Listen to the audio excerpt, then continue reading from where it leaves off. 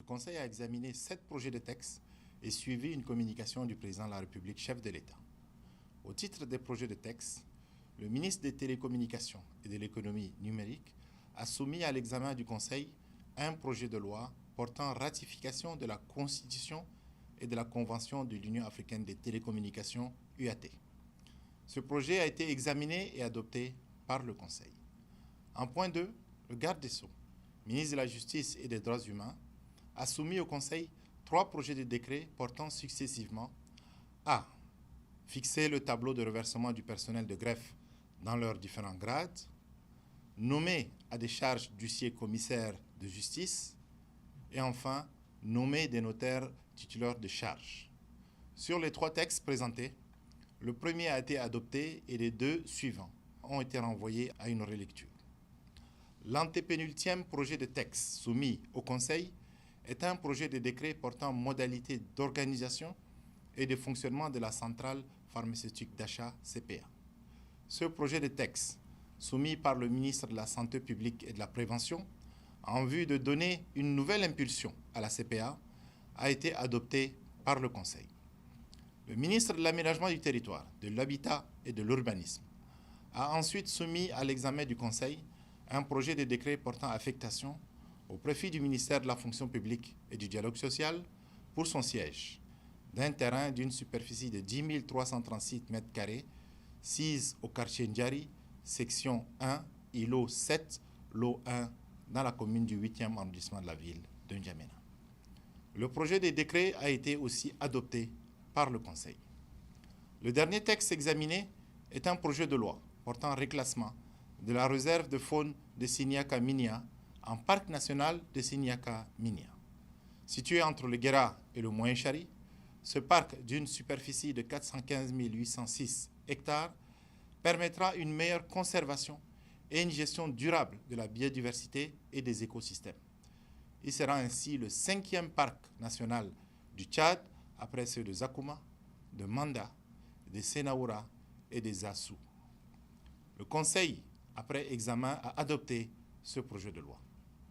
Le chef de l'État a plaidé pour que ces parcs bénéficient aux populations locales et que les investissements suivent pour leur développement. Enfin, le chef de l'État a livré une communication qui a trait d'abord à une évaluation à mi-chemin du calendrier de la transition, tout en donnant les orientations et axes d'intervention prioritaires du gouvernement pour cette seconde phase amorcée. Pour le bilan, le chef de l'État estime qu'il est défendable, quand bien même des enjeux et des défis nombreux attendent le gouvernement pour cette seconde phase de la transition.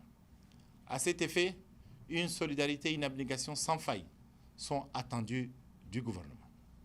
En premier lieu, les enjeux sur la réussite du référendum constitutionnel transparent et démocratique ont été rappelés par le chef de l'État pour un retour à l'ordre constitutionnel, selon donc le calendrier de la transition. Pour la seconde phase de la transition, le chef de l'État a insisté sur le respect des résolutions et recommandations du DENIS et particulièrement celles relatives à l'amélioration des conditions de vie des Tchadiens en renforçant la paix et la sécurité, l'amélioration des services sociaux de base, la mise en place d'un plan gouvernemental de lutte contre la cherté de vie, le suivi rapproché des projets d'infrastructure. Sur ce point, le chef de l'État invective le gouvernement en ces termes. Le peuple souverain attend des actions concrètes qui améliorent son quotidien. Et de rappeler que nous sommes tenus par un pacte populaire et qu'aucun échec ne sera toléré. Il a aussi instruit le Premier ministre de limiter les missions extérieures sans apport pour le pays. Constatant les manquements répétitifs sur la sempiternelle question de l'énergie, le chef de l'État assure qu'il prendra toutes ses responsabilités. Revenant sur l'histoire de mœurs qui a conduit 2 membres du gouvernement à la démission, le chef de l'État a salué leur sage décision, tout en reconnaissant leur engagement et leur contribution pour la bonne marche de la transition phase 1.